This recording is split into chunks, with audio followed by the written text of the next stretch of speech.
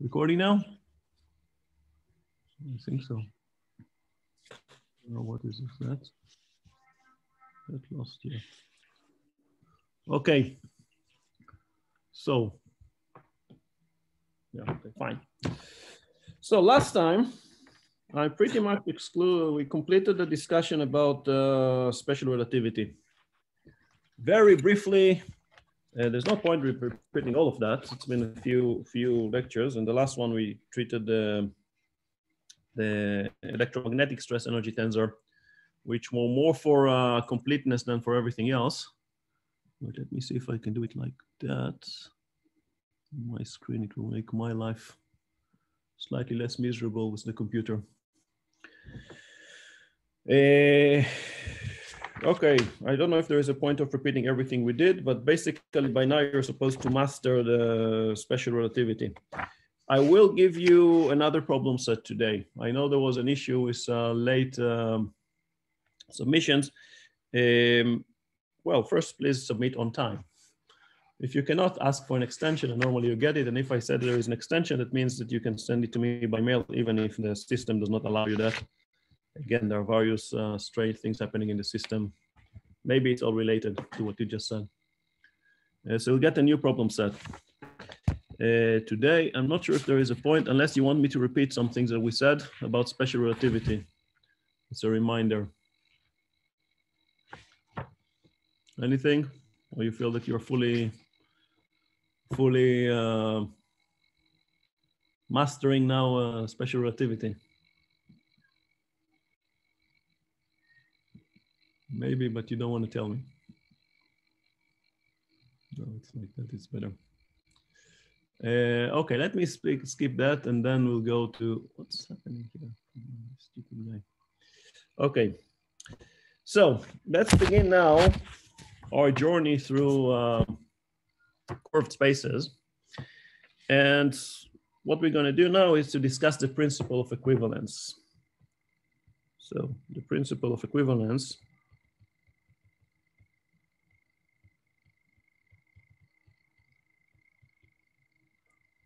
and its consequences.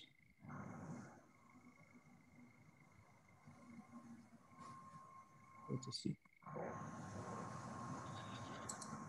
Okay.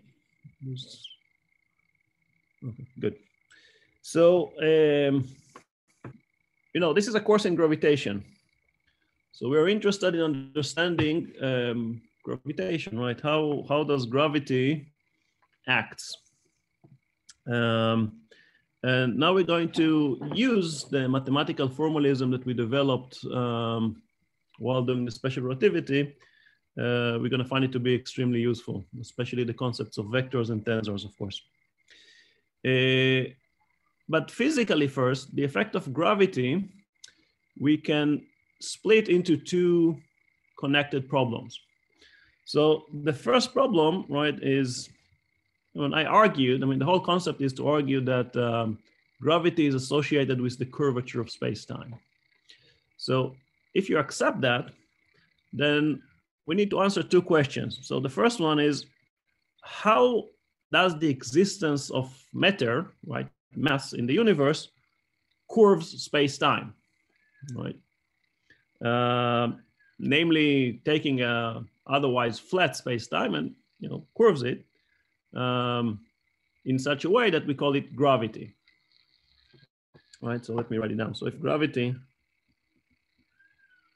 is associated with curvature,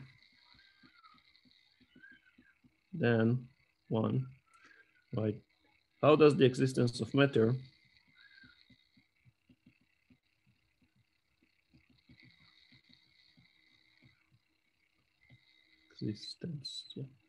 of matter influences space-time to curve it, right? So the answer to this question is given by what's called Einstein's field equation, which we will derive, but it's going to take us a while before we can fully derive it. So that's the first question. And the second question is, if we accept the idea that the space-time is curved, how do we describe trajectories of particles which travel in this curved space-time, such that as observers, we say that they are influenced by the force of gravity, right? So how do particles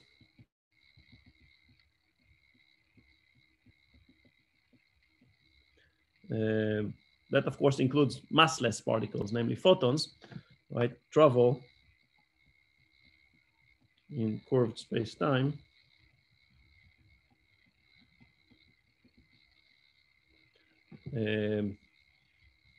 such that we observe their trajectories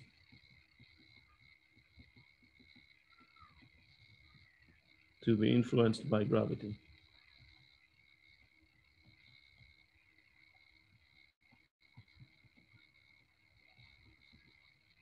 Right, so these are essentially the two questions which we need to answer. It turns out, we're going to answer both of them, but it turns out that answering the second question is in fact much easier than answering the first question. So we're going to start by answering the second question.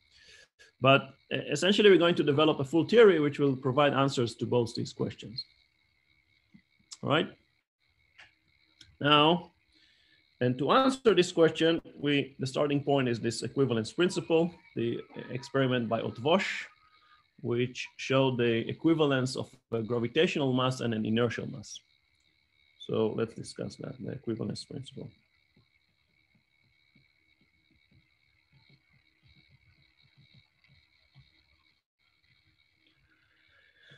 So Otvosh, hope I wrote his name properly. Yeah. Says that the inertial mass is equal to the gravitational mass. That is an experimental fact. Now, this has a name, this experimental fact. This is called as the weak equivalence principle.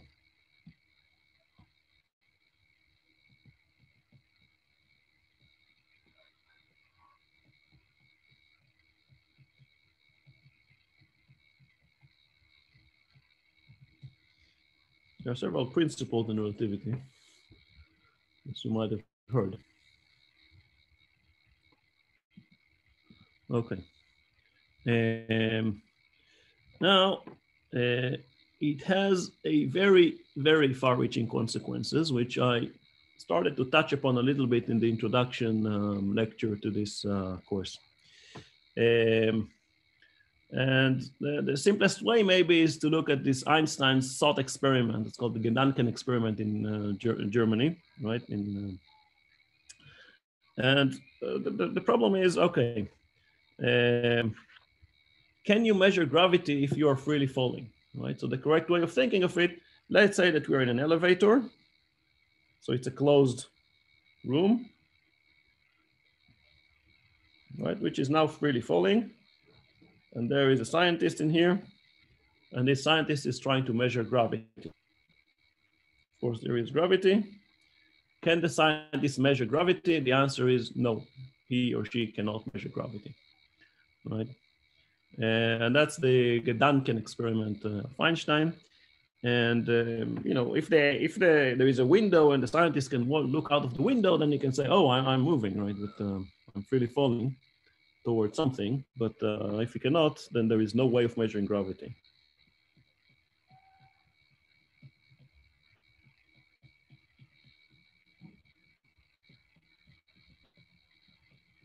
In a freely falling closed elevator. Can I ask a question? Yes. But if we assume that the elevator is really high, yes, and as I fall down, Earth is rotating, right? So I'm getting closer and closer to Earth. That means that my rotational speed will have to match Earth's, right? So I will have an acceleration sideways. can I not be able to measure the gravity according to how I have a rotational acceleration? Right, right. That goes back to it boils to the fact that the Earth itself is not inertial, right? It's rotating. You got to a very good point, in fact. There is a way of measuring gravity. I thought you'd say something which is simpler. Let's say that there are two people inside this elevator. So let's drop it again. Let's say that this is the elevator, and there are two people in the elevator, right? And this is the Earth. In fact, there is a way of measuring gravity. Can you see it? Who raised that? I was slightly cheating. Only slightly, but I was cheating. I was a slight cheating. How can you measure gravity if you're inside a closed, freely falling elevator? A movement of one of the person compared to the other? Exactly. Why would they move relative to each other? Perhaps they are just different people. They can have different masses, or So, it doesn't matter. No, it doesn't matter. They would move. Why? The distance to Earth of each other. The distance to Earth? What do you mean by the distance to Earth? Please specify. There is a difference between as you draw it. There is a difference between the two other. That one has maybe more way to Earth, and the other one. No. No. I'm a bit surprised. This is something which you have learned. You know how to answer that. Each one feels a gravitational force. Well, it doesn't feel anything, right? But it's just really falling towards what? Towards where? No. Huh? They attract each other. They attract each other. Well, the question is whether they can measure the gravity of Earth, not the masses of each other. They are attracted to the center, so they're coming closer to each other. Thank you.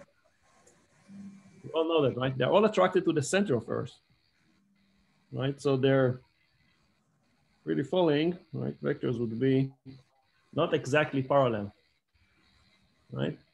It will be parallel, but there will be very small acceleration towards each other, right? So if they feel that if they sit there in the elevator freely falling long enough, they will notice that they are slightly getting closer to each other as they approach the center of Earth. And if they're clever enough, they could deduce from that what would be the gravitational acceleration of Earth, right? Think of that for a little bit. You know that it's high school physics, right? I think so. I don't know. Okay, but this is this is certainly a second order effect, right? Obviously, right? It's a very small effect. To a zeroth order, right? Of course, this is only true because the Earth, you know, we're all attracted to the center of Earth. So, you know, if the Earth was infinitely large, then, you know, then the attraction would be, you know, exactly parallel, and then they could measure it. So essentially, what the weak equivalence principle implies is that there is no way to okay, sorry. We jump a little bit forward. The weak equivalence principle is the equivalence between the inertial mass and gravitational mass. Right?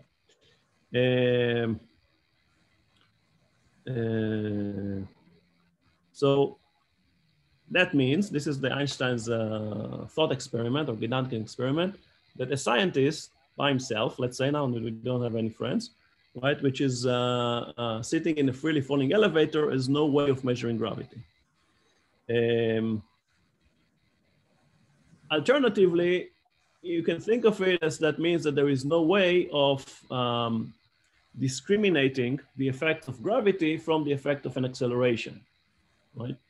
So again, it's the same thing but opposite. When you're right now sitting in your room, right? So you're sitting in a chair, right? You're feeling the gravity of Earth, right? Otherwise, you're not floating in your room. But you know, it doesn't have to be the gravity of Earth that you're feeling.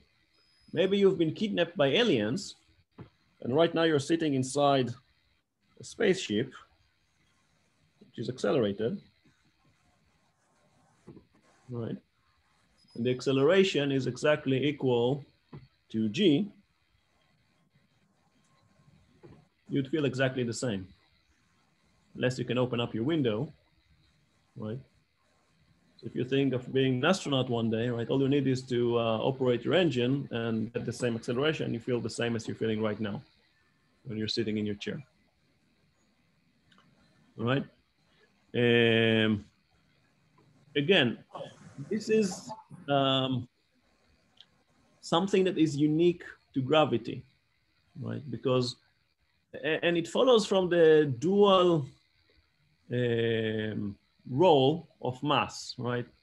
Mi is the inertial mass, is how the particle reacts to Newton's second law, and mg is the gravitational mass. I can view it as the coupling constant to the gravitational field, right? The same way as the charge, electric charge, right? Q is the coupling constant to the electric field, right? Coulomb force looks exactly like Newton's force, replacing G with another constant, right? K, and the masses with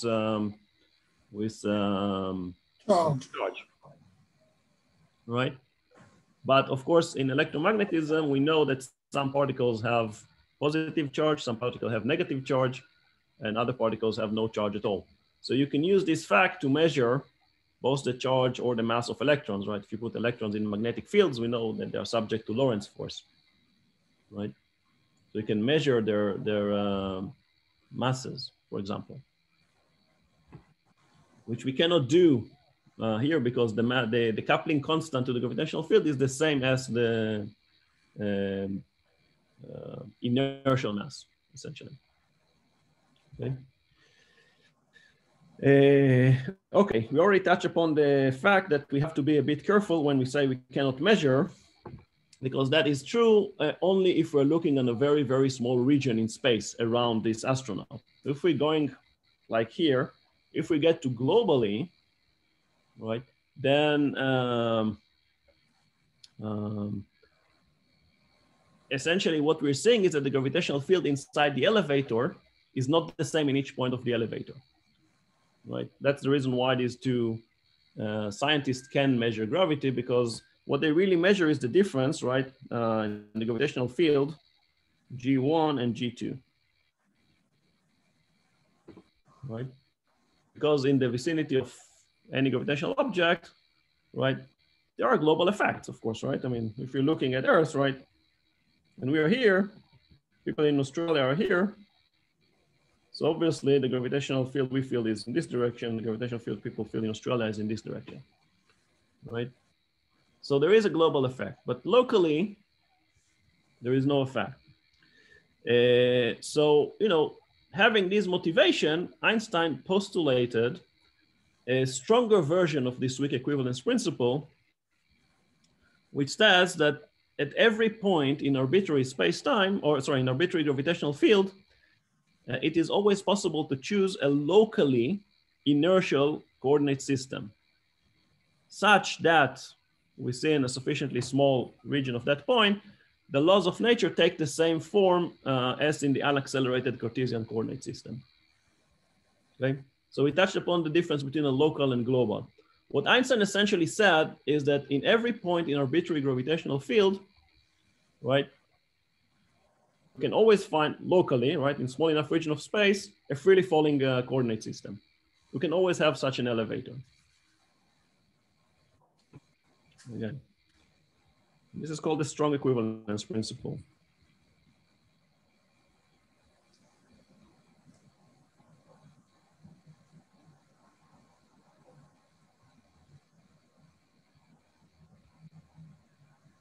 every point in arbitrary gravitational field, it is possible to choose a locally inertial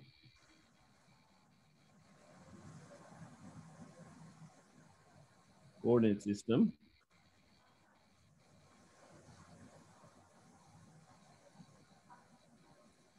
such that within a sufficiently small region of that point,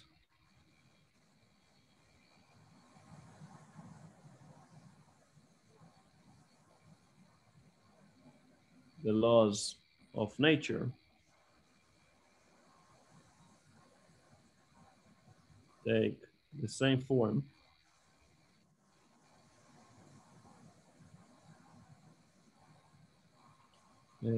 as in an unaccelerated Cartesian coordinate system.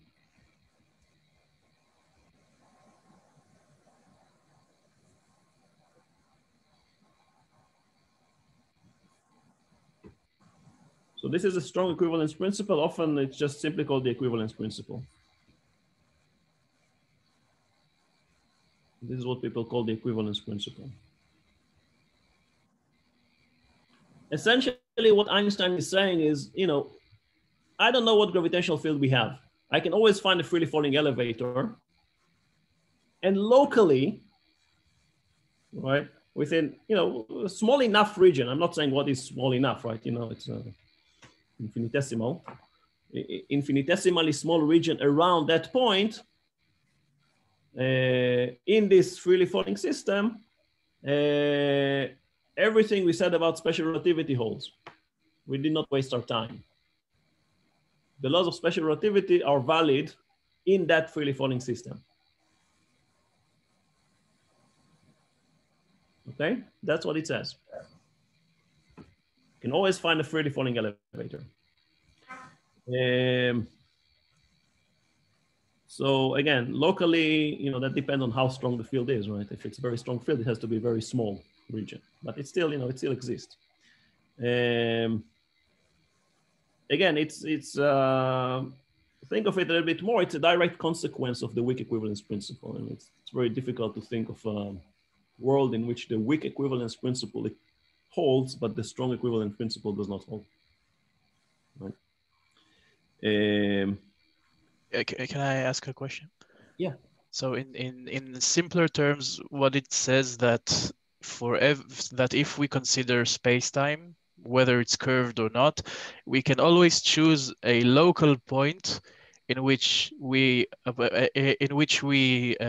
curved space-time no longer appears curved, if it's small enough, to at least to us. No, it says that we can always find a coordinate system which is freely falling. Right? You can falling coordinate system, and in this freely falling coordinate system, locally, right, all the laws of special relativity hold. So the space is not curved, but the axis that we choose, the coordinate system, makes it seem like it. Yes, the space is curved, but we can exactly. You're leading us exactly to the next point, because that is suggestive, right? If not, isn't that how we define vectors, where we have a manifold, we choose a point P, and we have a flat space-time region there? We'll get to that. Yes. Okay. Yes, exactly. That's why I worked so hard on insisting on how I should define a vector, right? Because this is exactly the point, right? This is suggestive that what gravity does is curve the space-time. Because if I'm saying that I have a locally inertial coordinate system, right? What am I doing?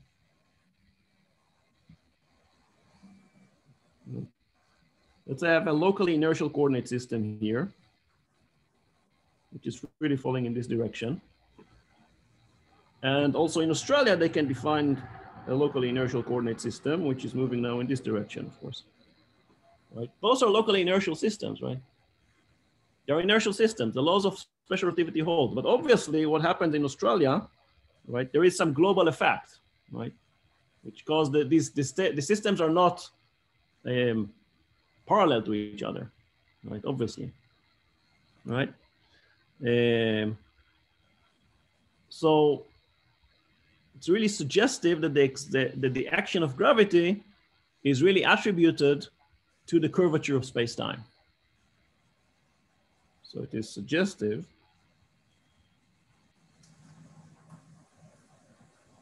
that the action of gravity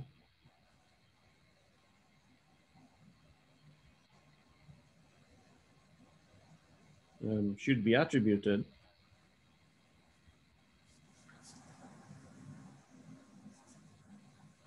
to the curvature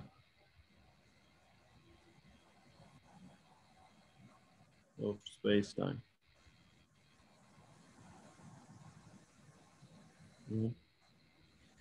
So, really what it says is that there is no such a thing as a globally inertial frame, right? It's enough to have one massive object in the universe that, it curves the space-time. So in different locations, it's a different, it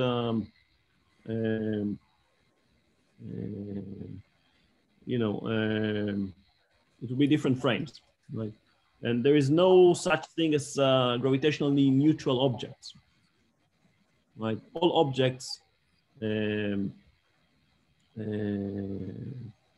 feel the effect of gravity.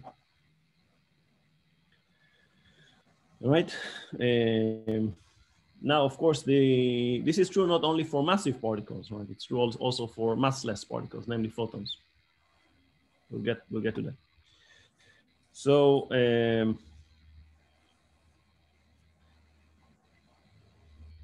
practically, right, what it means is, let's say that we have a point in space-time. So we can try to build a locally inertial frame in that point so that we know that the laws of special relativity hold. But of course, the gravitational field is not homogeneous, as we just saw here, which means that, the laws of special relativity will only be valid in a very small region. Why did I do that? It will only be valid in a very small region in space. Once we move out of this region, right, the freely falling object will be seen as if it is being accelerated. Exactly what we have here, right? With respect to this reference frame. And we attribute this acceleration to the fact that this inertial frame is really local, right? And here there is a second inertial frame 1, inertial frame 2. And, they are not, they seem to be accelerating with respect to each other because when they're non-local, because of the non-locality. Which means that from here on, we're only going to speak about locally inertial frames. So we can only speak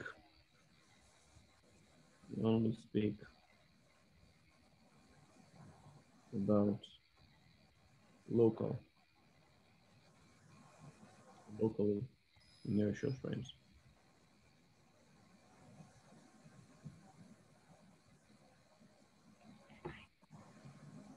Okay, is that clear to everybody? Okay, good. So there is an immediate consequence of what we have here, which surprisingly doesn't require any real calculation, any real, we don't need to go deeper into the formalism to get it, and that's called the gravitational redshift. So let's see what it is, gravitational redshift.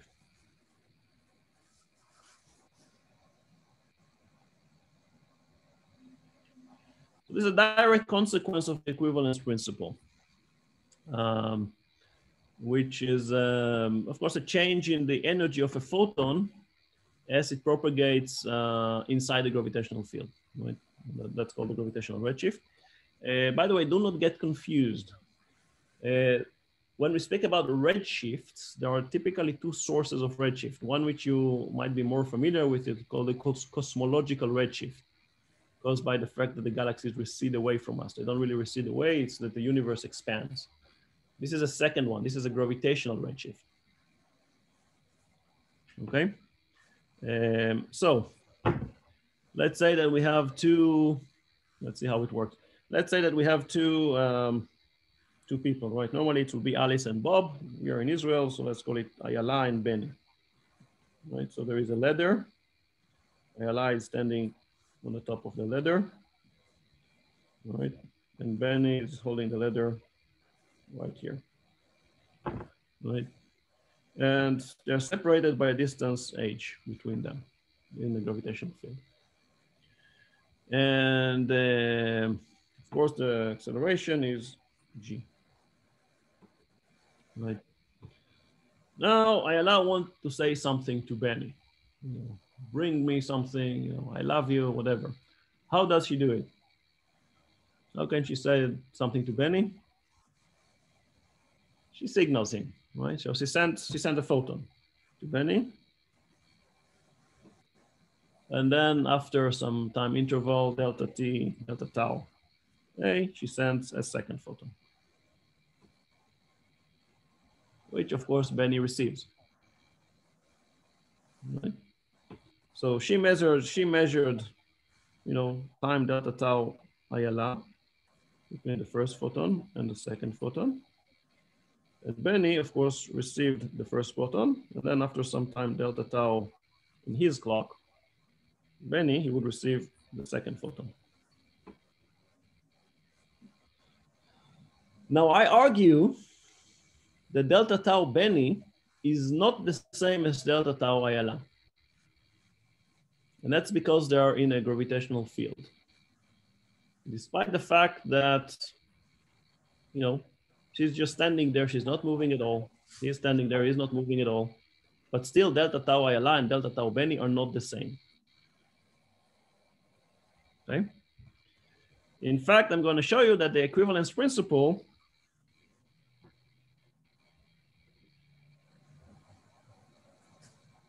then if you want to guess.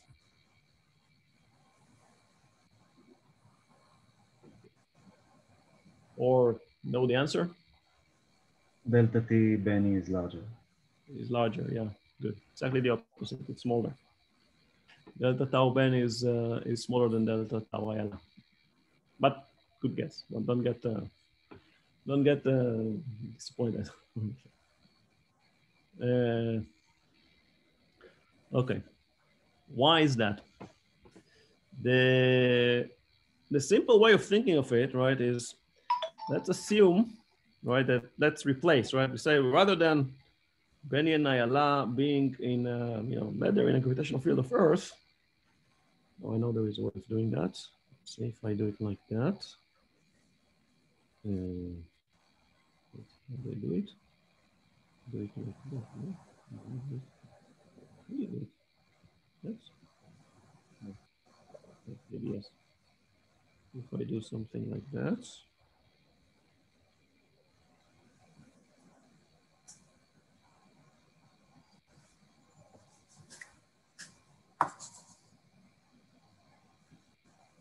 Oh, very good. So if I put it like that, but now I put them inside a spaceship.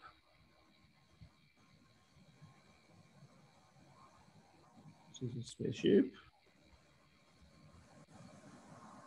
right? And as we said, the spaceship is accelerated. It's A, which is equal to G. Right? Now, because of the acceleration, right? Right. So right now, you know, forget about Earth. Right now, Ayala and Benny are flying in a rocket in a spaceship, which is accelerating in deep space. They are on the way to a mission in Mars. Right.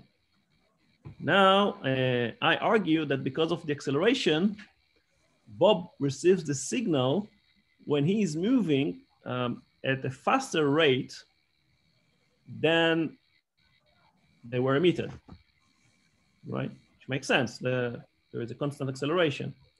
So because of the acceleration,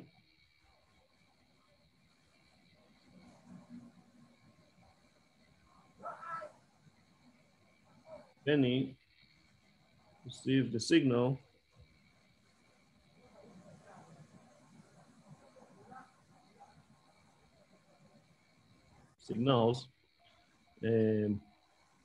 when he's moving faster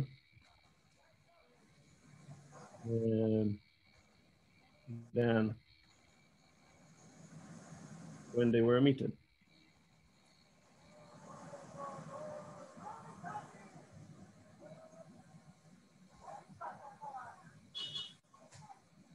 Right?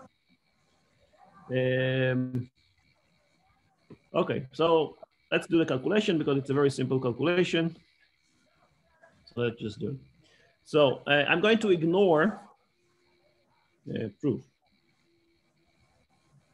So I'm going to ignore, second order effects, meaning terms of the order of V over C squared, I'm going to ignore. So it's not going to make any difference for our calculation.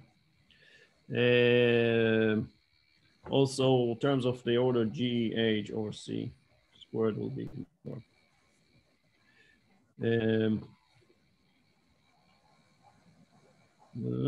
Okay, also, we don't really need to do anything in Lorentz transformations here. We're going to just completely stick to Newtonian mechanics. That's going to be enough for us.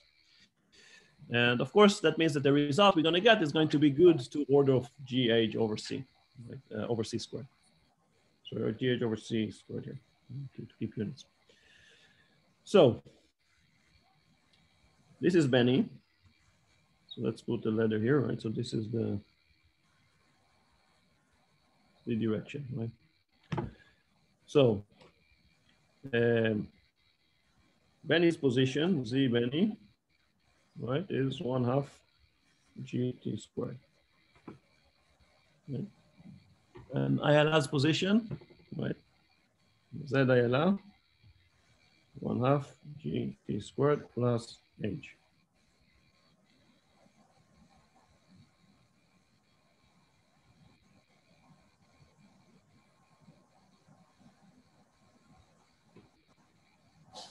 So far, you know, right?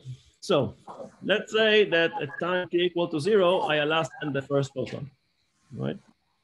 So t equal to 0. Remember, when we speak about the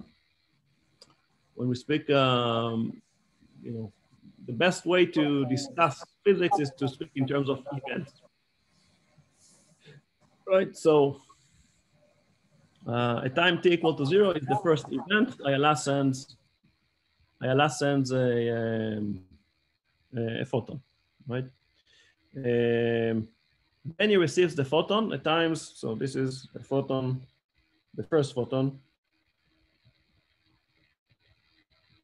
was sent by Ayala. T1, right? First photon was received. First photon was received. Right? So what is the distance that the photon traveled? It's easy, right? It's just Z Ayala at t equal to 0 minus Z Benny at T1. Of course, this distance is equal to C times T1.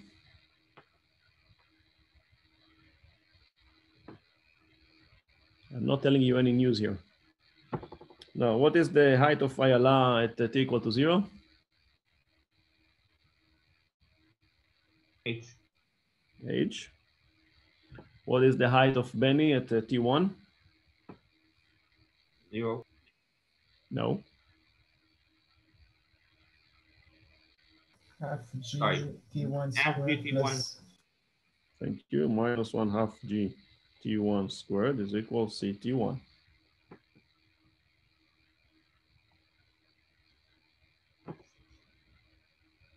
Right. So be the first equation. Now the second photon, we said that ILI emits the second photon at time t equal delta tau ILI, right? Second photon was sent, right? And Benny received it, right, at some time, which is received. What was the time it was received?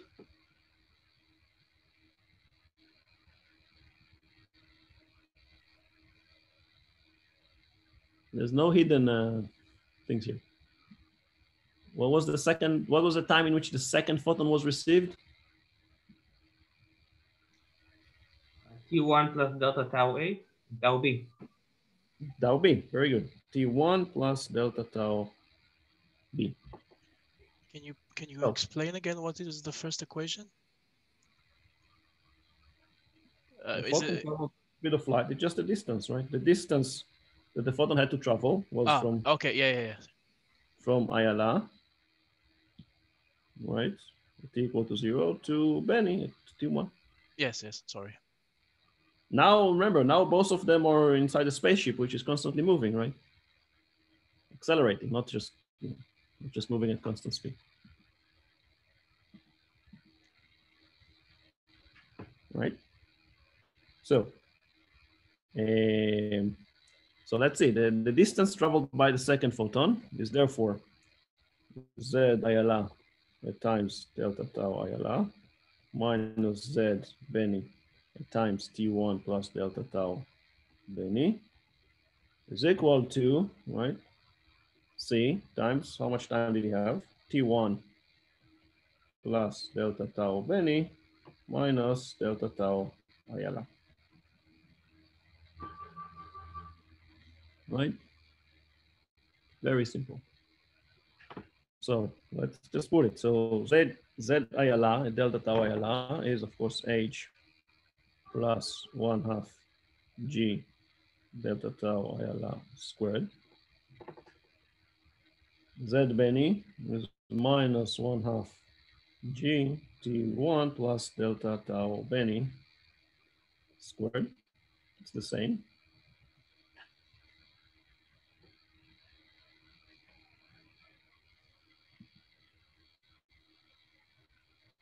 Right. Okay, let's expand that. So H minus 1/2 G T1 squared minus, I have a 2 here, G T1 delta tau Benny plus 1/2 G delta tau ILR squared minus delta tau Benny squared is equal to what we got here. Now I said these are second order terms, so I don't really need them because they're going to be very small anyway, right? So I can ignore these because they're small. And so we have H minus 1/2 G T1 squared minus G T1 delta tau Benny is about approximately C times T1 plus delta tau Benny minus delta tau ILR.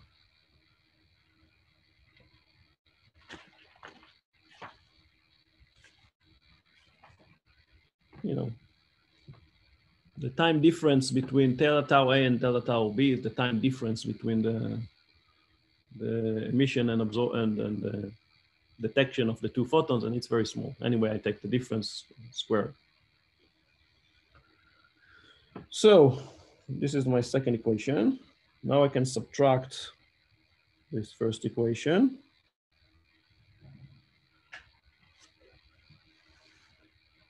And right, so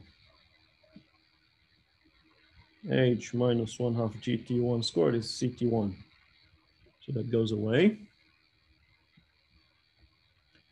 And we're left with minus GT1 delta tau Benny is approximately C delta tau Benny minus delta tau ILR.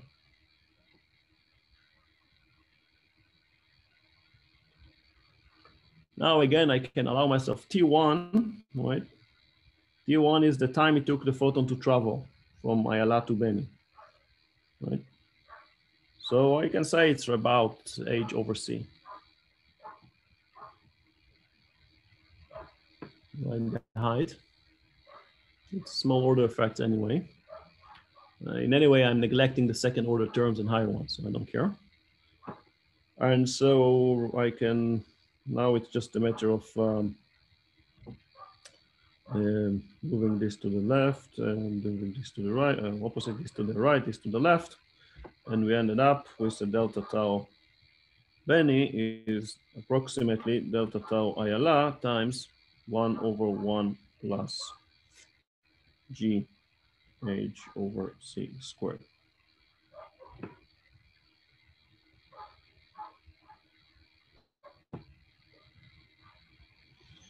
Which I can Taylor expand. It's delta tau Ayala times 1 minus G H over C squared. So I promised you, at least to the first order, right? We find that the interval, remember, delta tau Benny is the interval in which Benny receives the two photons.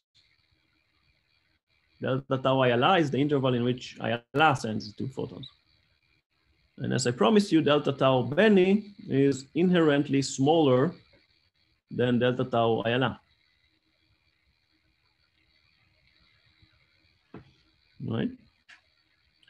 But, we did this calculation assuming that both Benny and Ayala are accelerating in the z direction, right, in a spaceship, which accelerates at a constant acceleration, a, which is equal to g. But the equivalence principle tells us that exactly the same thing happens here on Earth, or in the gravitational potential of any object. Right? So now if you want to be slightly more physical, then we realize that GH is nothing but the difference in the gravitational potential, right? Now GH is delta phi, difference in the gravitational potential, approximately, right? So delta tau Benny, you can write it down approximately as delta tau Ayala times 1 minus delta phi over c squared.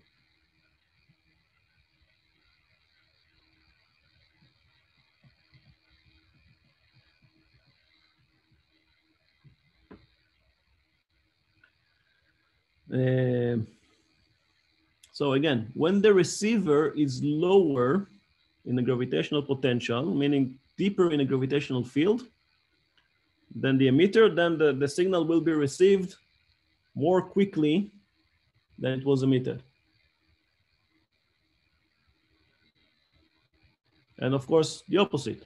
If the observer is lower in a gravitational potential, right, outside of a gravitational potential well, then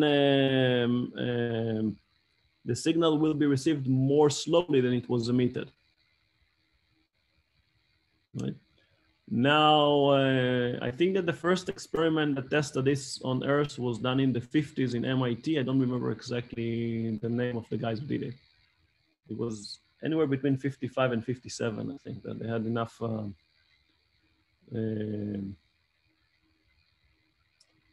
the accuracy was good enough to measure it. Now, rather than two different photons, we can think of a crest of a light wave, right? So if we have a light of frequency nu, right, you can think of the crest of the light wave. It's a series of signals which are emitted at the frequency which is the rate which is equal to the frequency of the wave. And since nu is proportional to delta tau minus 1, right, frequency is inverse to the time, then, if light is emitted at frequency, so if light is emitted with frequency, let's say a star, from the surface of a star, which can be the sun, a neutron star, you name it, your favorite object. And it is received by an observer, at infinity, which is essentially us, right? And we end up that nu infinity is just nu emitted times 1 minus delta phi over c squared. It's just nu star 1 minus gm over r c squared. Approximately, right, to first order. So that's good enough approximation. Of course, m is the mass of the object and r is the radius of the object. Of course, this frequency is lower, right? Observed frequency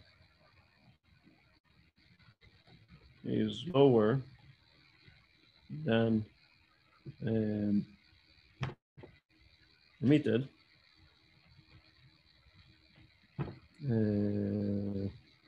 Or you can think of it as the wavelengths, lambda, right, c over nu increases.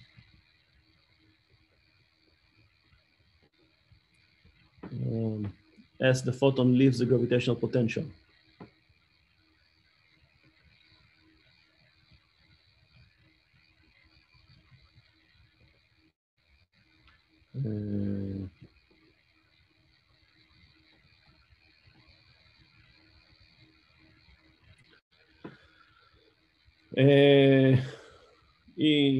Higher frequencies, higher wavelengths. What part of the observed spectrum is that? Know the answer? Lower frequencies, higher wavelengths. What part of the observed spectrum? Radio waves. Red. It's towards the red, right? That's the name redshift.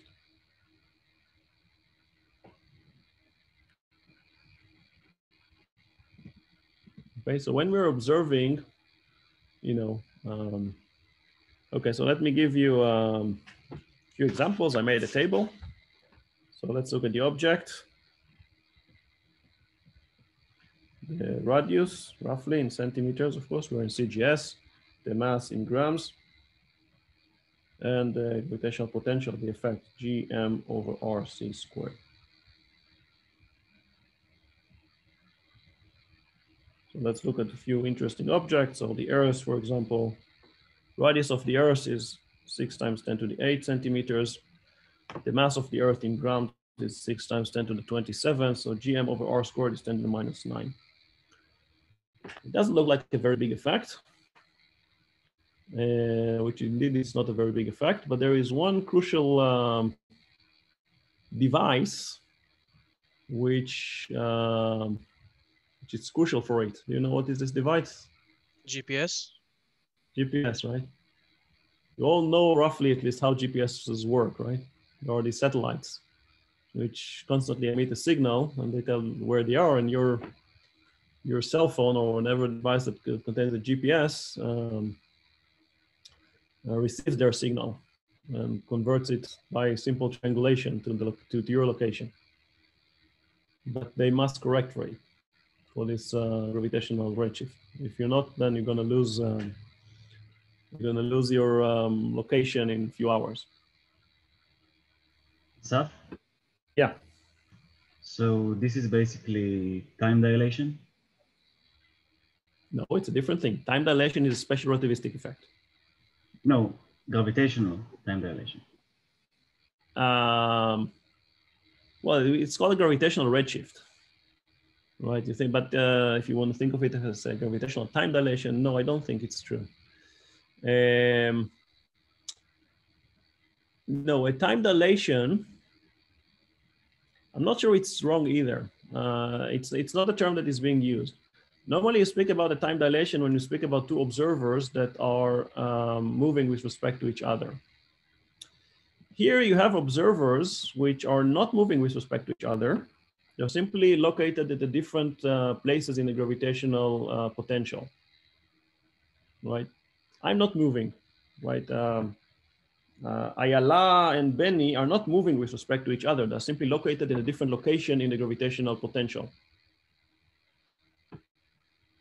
Yeah, Right? so their clocks move differently. Like when you're approaching Essentially, black yes. holes, time Essentially, slows yes. down. No, essentially, yes. It's a bit more tricky than that. I need to think a little bit more carefully on the right way of phrasing it. I prefer at the moment, since I can't think of any good, very good explanation, I simply think that it's better to stick to this gravitational redshift. I'm not sure that it's wrong to think of it in terms of dilation, but I need to think some more. I don't want to just say something which I'm not 100% sure is correct. Okay.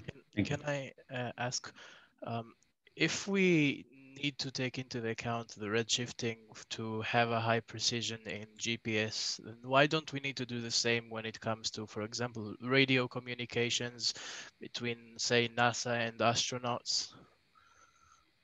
Wouldn't the redshift change the frequency of the radio signals, or is it not, or is it that small?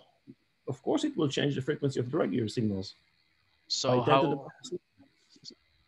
so because the radio signals are that large, then it doesn't really matter? Yeah, it's 10 to the minus 9, right? So you're talking about gigahertz, right? So it'll be a change of 1 hertz over 10 over 1 gigahertz. The receivers are good enough to detect that. So there's no need here. Okay, other objects of interest, of course, the next one will be the sun. So the radius of the sun is about 10 to the 11 centimeters. The mass of the sun is 10 to the 33 grams. Again, it's all CGS. So here the gravitational redshift is of the order of 10 to the minus 6. One in a million, still small, but definitely detectable. Other objects of interest to astronomers, white dwarfs. Right, I don't know if you learned about that in your astrophysics course. Typical radius is about the size of the Earth, something like 10 to the 9, but the mass is the mass of the sun, 10 to the 33, and that leads to a gravitational potential of 10 to the minus 4. And the highest one we can observe are the neutron stars.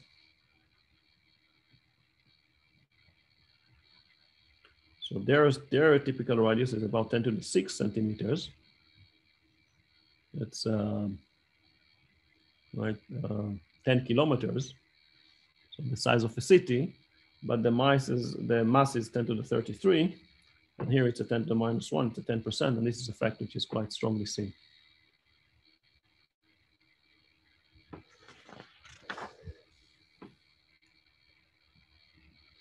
Okay, any more questions?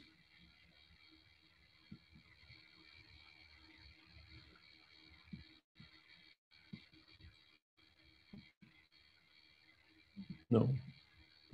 Okay, let's move on. So now let's, if we got that idea, let's now dig into the math a little bit. There's no real escape of it. So mathematical description.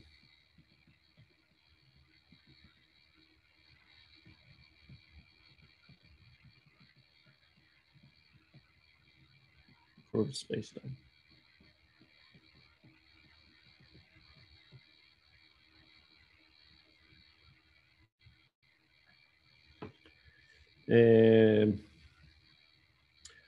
Okay, what we saw was something which is very confusing, right? We saw 2 photons. They were traveling exactly the same path, right?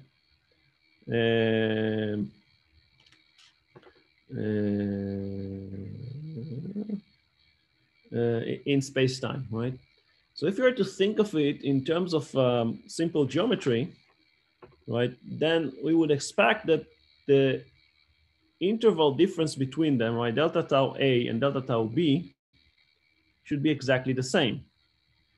Right? The photons just travel exactly the same paths from the minute they were emitted to the minute they were detected.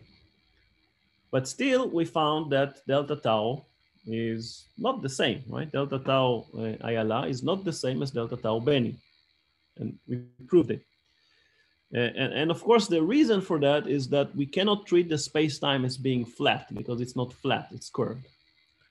So, you know, we cannot use a simple geometry. You cannot use a simple, you know, Euclidean geometry to describe it. So that basically leads to the conclusion that in the presence of gravity,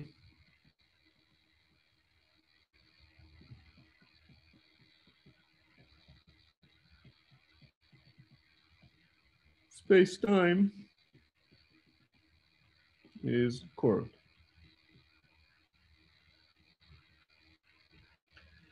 And we're now going to adopt this assumption and see where it leads us. Now, this is a consequence of the example given.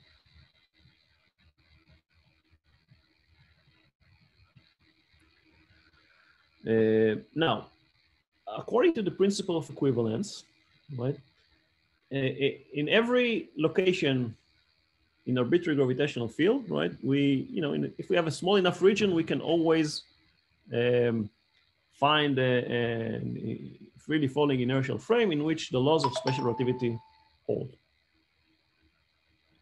right? So we can start by looking at some arbitrary point in space-time and erect some freely falling coordinate system, which I'm going to call it with a psi. So we have a gravitational field, and I have a freely falling locally inertial coordinate frame, which I call it a psi alpha, right? So it's a freely falling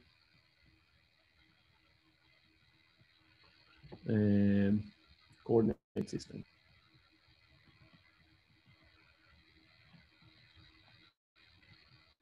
In arbitrary gravitational field. And we know that the laws of special relativity hold in this frame, right? So we can write the proper time. Everything we did is stays the same, only that I changed x to psi, right? That's really the only difference that happens right now. So the proper time in this frame, the proper time, so the quantity d tau squared is minus 1 over c squared at, let's call it alpha beta, d psi alpha, d psi beta. Remember, alpha and beta are dummy variables. Can be mu and nu, can be alpha and beta, can be your favorite Greek letters. Now, we said that this is a locally inertial coordinate system, right? Pretty falling. Didn't say that, so I should say it. Locally inertial.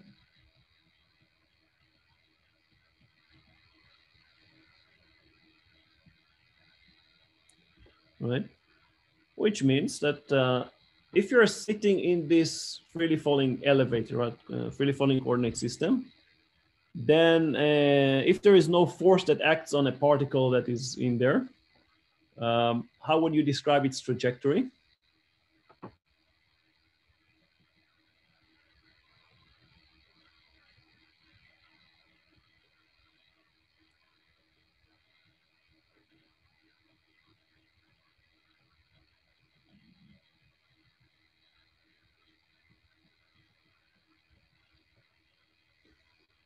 Come on, guys, it's a question.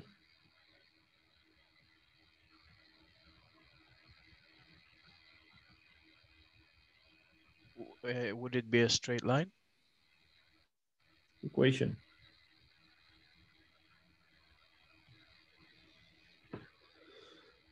What's the equation of motion of a particle? X equals right. What's the equation of motion of a particle with no forces?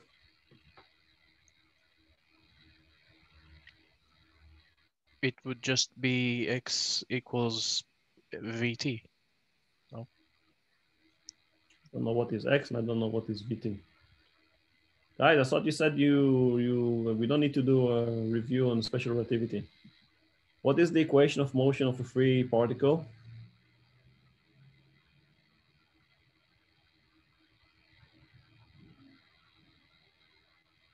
I know you know. Just Oh, d boy. mu p equals 0. Thank you. du alpha over d tau, which is what? D squared psi alpha over d tau squared is equal to 0. Right, this is the equation of motion as measured by somebody in the elevator.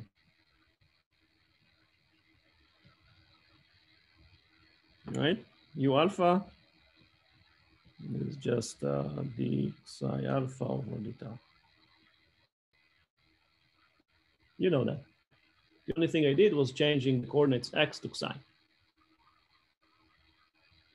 and mu to alpha. What is u alpha? Velocity for vector. It's a 4 velocity. Okay. So now, but this isn't a freely falling. Now, okay, now we're doing some math. It's not even physics right now. We want to express the proper time in any arbitrary coordinate system, which is, now it's going to be called X, obviously. So we want to express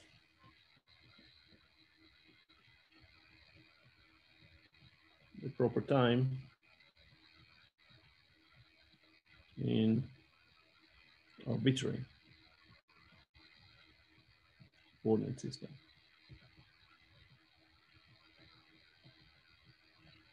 Right, X. Arbitrary, this means not necessarily freely falling. Arbitrary. Okay, the way to do it is to use the chain rule. Right, so use the chain rule. What I'm doing here is just a coordinate transformation. There's no Lorentz transformation. I'm just the same object, just viewed. I just changed the coordinates. That's it. It's just a mathematical thing. So d tau squared, right? It's just minus 1 over c squared. I have here an eta alpha beta. I'm just expressing the old coordinates size with the new coordinates. So it will just be d psi alpha dx mu, and then d psi beta dx nu dx nu. I just change coordinates. Okay, which I'm going to call minus 1 over c squared g mu nu dx mu dx nu, where g mu nu is defined as eta alpha beta d psi alpha over dx mu d psi beta over dx nu.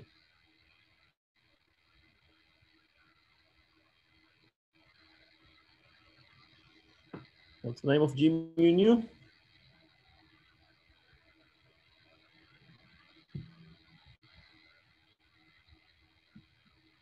Gravitational tensor. This is the metric tensor. Unfortunately, it has the same name as the metric tensor that we've seen. This is known that this is the metric tensor. In general, it's completely arbitrary coordinates, right? I didn't say which coordinate I have here.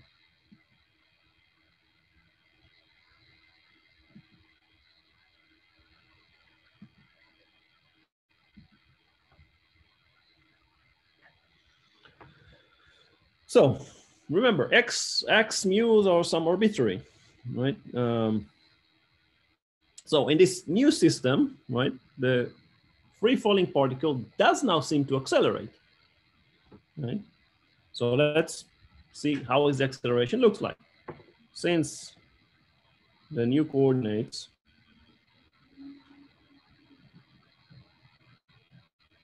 are arbitrary. X mu arbitrary. The particle now does seem to accelerate.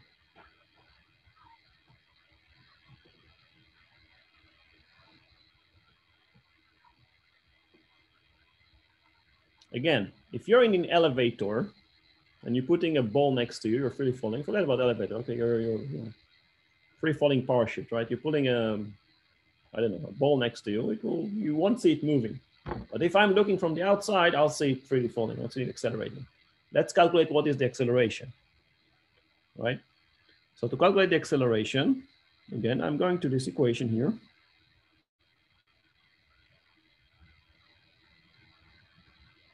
Right?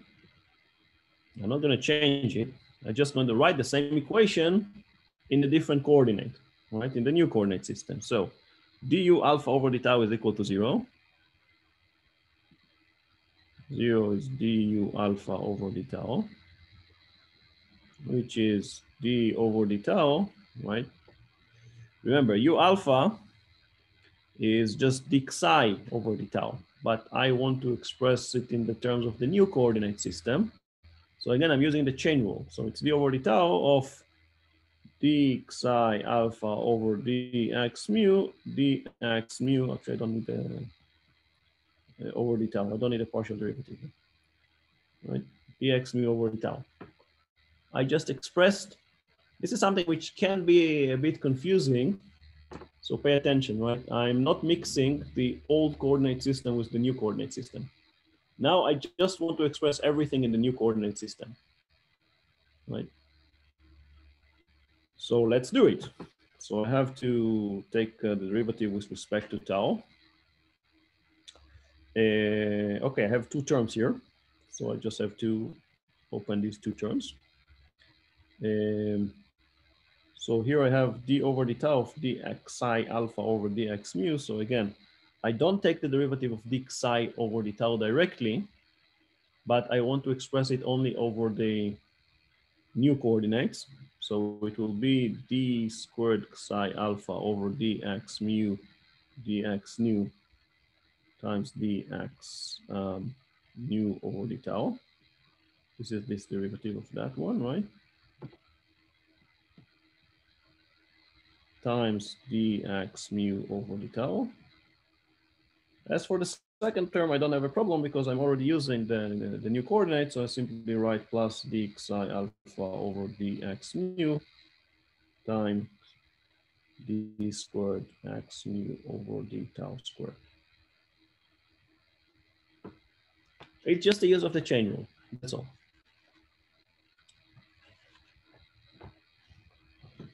Now, it's good that I have a 0 on the left-hand side. So I can make a small manipulation. I'm going to multiply that by dx lambda over d psi alpha. And I'm going to use the chain rule.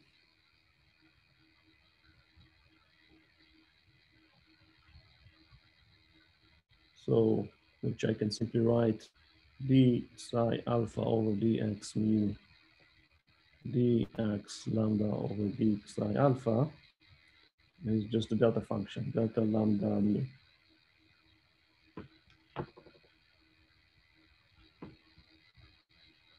Where I can multiply that, right? It's just remember, don't forget what we're doing here. Psi is the old coordinate. Now I'm just shifting to a different coordinate system. So if I do that, the left-hand side I get a 0, right? The right-hand side, so from here, so I have a 0. Let's start with this term. I multiply by dx lambda d psi alpha. So I have here dx lambda d psi alpha times d psi alpha dx mu, which is just delta lambda mu.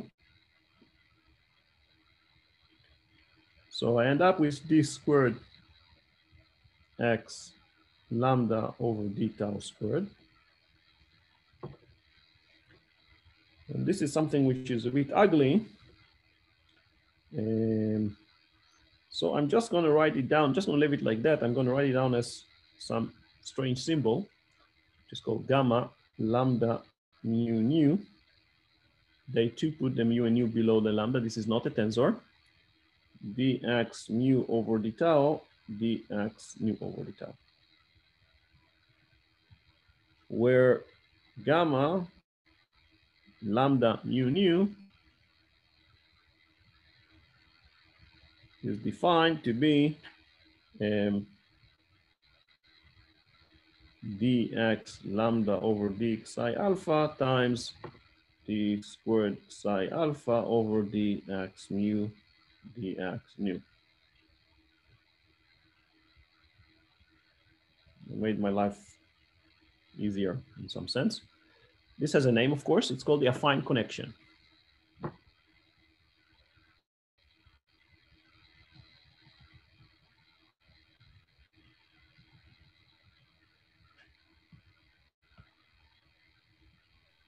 Saf, I'm sorry I lost you after the chain rule, like in the chain rule and forward.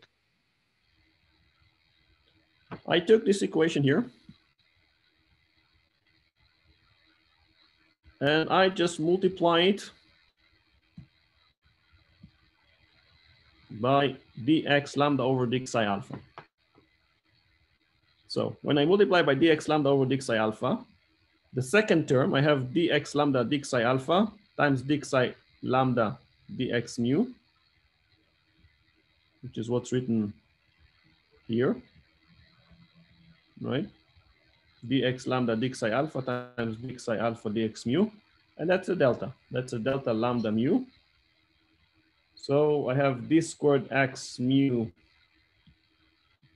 d tau squared times delta lambda mu. That just means d squared x lambda d tau squared. That's for the second term. Okay. As for the first term, yeah, you just rename it. I have dx mu over d tau, dx nu over d tau, which I just copied, and then d squared psi alpha over dx mu dx nu multiplied by dx lambda d psi alpha, and I simply grab these terms together and I call this the affine, affine connection. Thanks. Okay. It's just algebra. It's annoying algebra, I admit, but it's just algebra. Okay. Now, what was the advantage of doing that? Right? D squared x lambda over d tau squared, right? So this is really the acceleration, right? As seen from this arbitrary new frame, which is denoted by x's, right? So if I write down u, now I use small u. U mu is dx mu over d tau, right? This is the four velocity in the new, which is the non-inertial frame. Then I have from this equation here, right? I have a du lambda over d tau is minus lambda gamma lambda mu nu u mu u nu.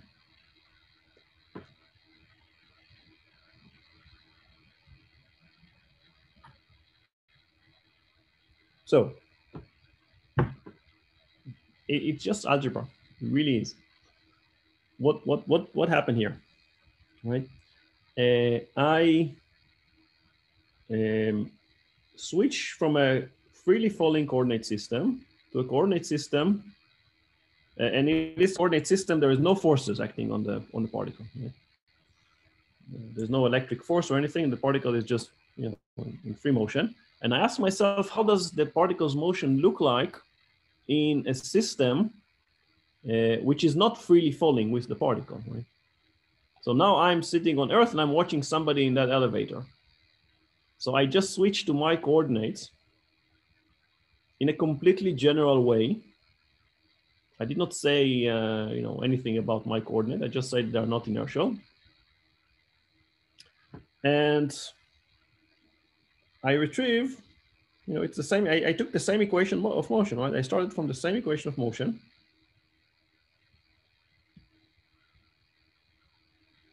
And I ended up with the same equation of motion as seen by a different observer, right? By the, now I'm standing on Earth and I'm seeing this freely falling particle. And what do I see? Now I do see an acceleration, right? This acceleration, right? This is an acceleration term. du lambda over d tau, this is an acceleration. It's a change of a velocity. Now this change of the velocity is originating from the affine connection, which really boils back down to the change in coordinates from the, from the freely falling to an arbitrary one.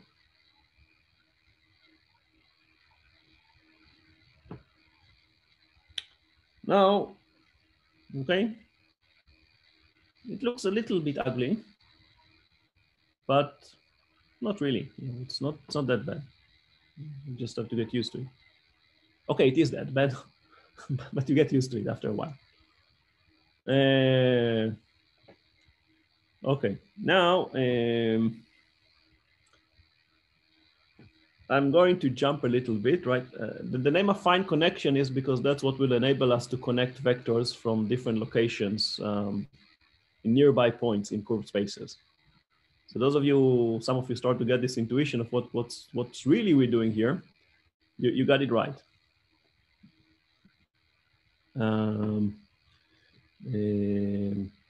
This will eventually enable us to connect vectors from nearby points, from the tangent spaces in nearby points. It will take us a few more weeks, and then we'll see that we'll do the full derivation of what's going on there. Okay, one more comment is that this is true for massive particles, but of course, if we do massless particles, we get exactly the same thing. Only we cannot use tau, but we're using some other parameter along the particle's trajectory. Well, let's just do that for massless particles.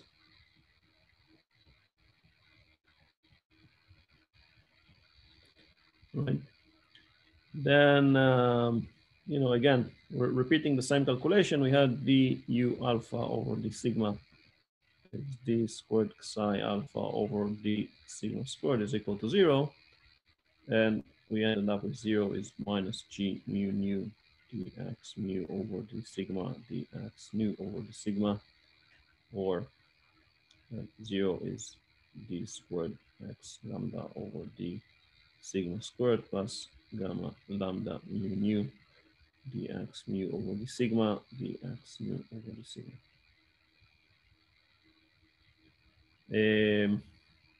Okay, one more important point is that this equation is so important that it has a name. So it is red to emphasize how important it is. This is called the geodesic equation.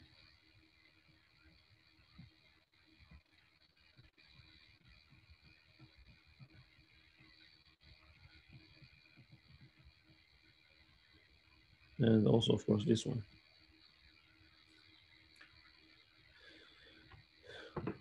The geodesic equation describes the motion of a freely falling particle only as seen by an observer in any arbitrary coordinate system.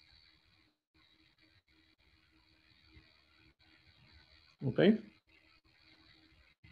So essentially, this is the equation that will be fulfilled by particles that are freely falling, or taking the shortest path. And I won't have time to show it to you today, but we'll show you the next lecture, which will be held, I believe, on Sunday. Right, geodesic equation is the shortest path. It's a freely falling. That's how freely falling. How we got the freely falling part. So I have a question. In principle, why can't we do it in special relativity? Like, what have we inserted that we didn't know before? Right now, well, we inserted the idea that the space-time is curved. You're right that mathematically what I did here, I could have done in the first lecture. You just wouldn't, there would be no motivation for that. And you're right in something which is deeper. Again, maybe we're going slightly, no, actually you're right. So far what I did is pure math. There's no physics, right? Now, of course, I'm going to give the affine connection, it's going to get a physical interpretation. In fact, we're going to say that this both G mu nu, not eta, but G mu nu, and the affine connection are going to get a very important physical interpretation, right? Of course, again, right now it's all math. But why do we see acceleration? How do we interpret that the acceleration? What causes the particle to accelerate? You mean the curved space? No, now I'm talking about physics. Why do we see this acceleration? What force do the particle feels? Gravity. Gravity. So in some basic sense, the interpretation we're going to give for the affine connection will be of that of a gravitational force. That's a physical interpretation. You're right. What I did was completely general, right? But I'm going to give it, essentially, I'm going to give it the interpretation for gravitational force, right? And as I'm going to show you, right, I'm going to get the affine connection. I don't think I'm going to have time to show it to you now. It's not a big calculation, but it takes about 15 minutes, so we may just leave it for next time. I'm going to get the affine connection is related to the metric, to G mu nu, right, by the derivative of the metric. And the gravitational force is the derivative of what? Gravitational potential. Right. So the metric essentially is going to get the interpretation of a gravitational potential somehow. Oh, what happened? There was a connection lost for a second, right? Okay, you're right that we're getting to very delicate issues. This calculation, this geodesic equation that I derived is completely general. This will represent the equations of shortest path. So for example, this is the, when you're flying, let's say from here to the United States, right? This will be the path that the airplane takes. It's the shortest path, and it will be given by this equation. This is completely general. But in terms of physics, as I'm going to show, I haven't shown it to you yet, but it will take another few minutes. So I guess it's the first thing we're going to do next time, is to show you that this is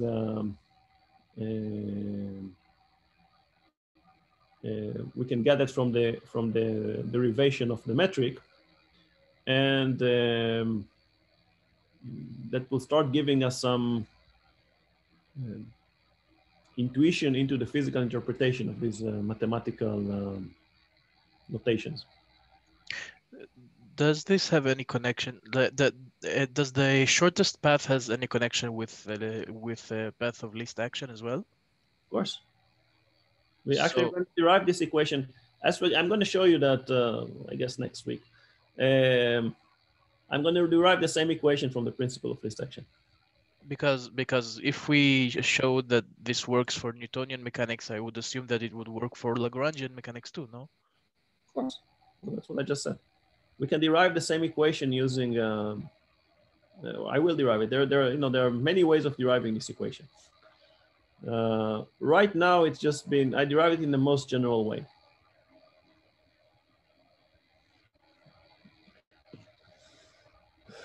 Okay.